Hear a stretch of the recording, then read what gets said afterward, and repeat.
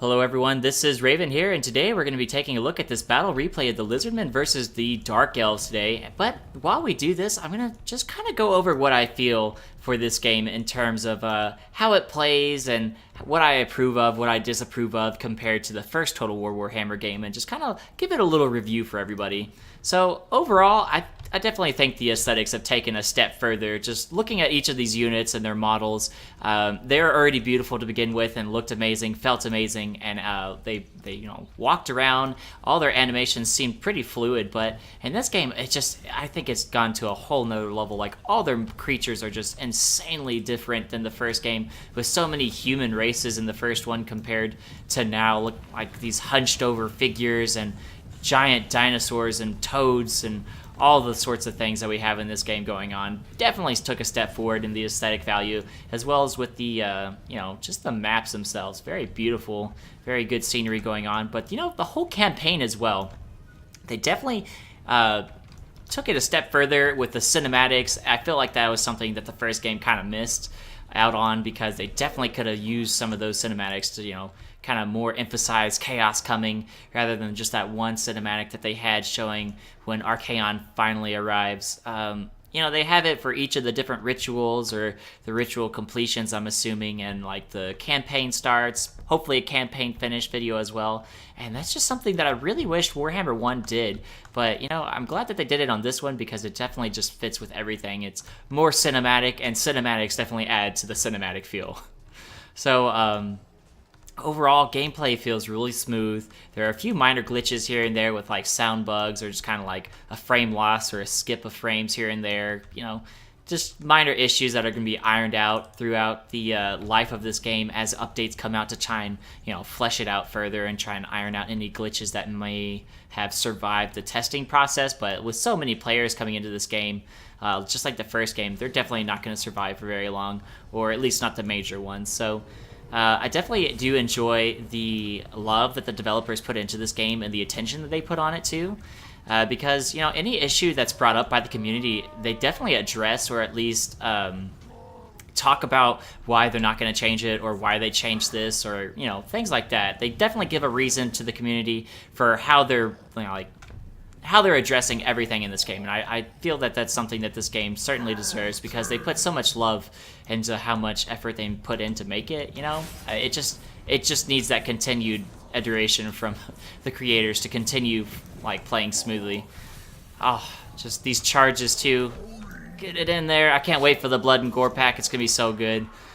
Oh boy, here comes the Dark Dragon. Mazda Moody will have none of it though. Beautiful game. Croc Scores over here ripping it up. Oh yeah. This game is just absolutely amazing. I cannot stress enough that if you don't own this game, buy it. The strategy in it is amazing. The animation is amazing. Watching it is amazing. The units feel amazing. They look amazing. It plays amazing. Everything about this game is amazing. The campaign is better than any campaign I've done so far for Total War, hands down. The feel for each of the races is completely unique, and they continue that on from the last game to this game. Much more so than last time, though. This game definitely, every race definitely plays out a lot differently than they did in the first one. And I know this is kind of a quick battle. Everybody's kind of getting routed off, but I'm just kind of just gonna keep talking about everything. I feel like I've kind of covered everything, but just all the improvements in this game were definitely things that I wish that they had in the first one. So everything that they did is definitely the correct step forward that I wish that they had taken, and they did take appropriately so. So I cannot. There's not much I can complain about with this game. Free-for-alls are definitely fun. I haven't had any problems with that. Very few cheesy builds that I've encountered so far. All the units definitely have worth. I haven't found too many units that are just completely useless. Croxagores are definitely a very powerful unit. All the dinosaurs are powerful for the Lizardmen. All the units for the Dark Elves have their use. Everybody feels useful.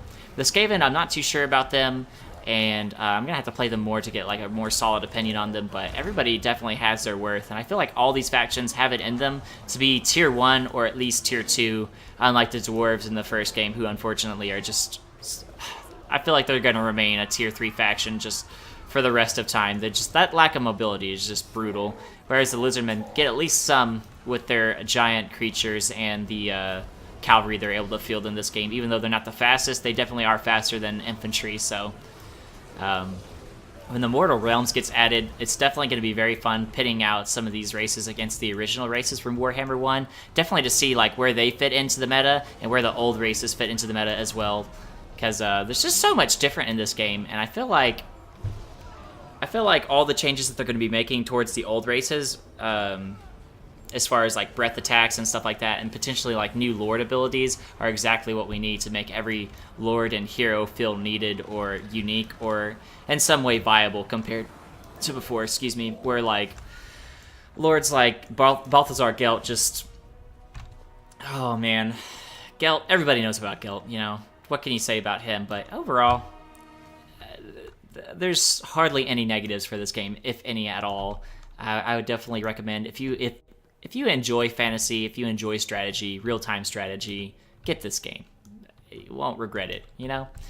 And just kind of on a side note, the reason why I'm kind of doing a video like this, because I don't typically do stuff like this, is I'm actually working on a school project where we discuss what a discourse community is, and it's like identifying a community that's like unique to other ones based on like it having specialized words like, oh, terror does this, or physical resistance is this, you know, things like that, or having a form of communication or feedback, participatory things like DLC to play certain things, you know, stuff like that. So that's kind of why I did this, and kind of like why I'm doing this video.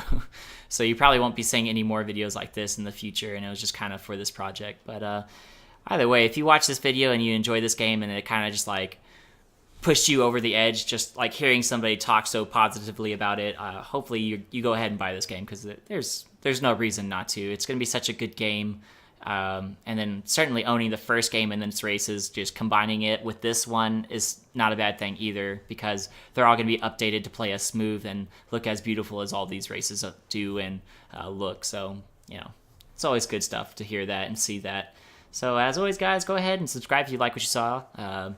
Like if you like what you saw as well.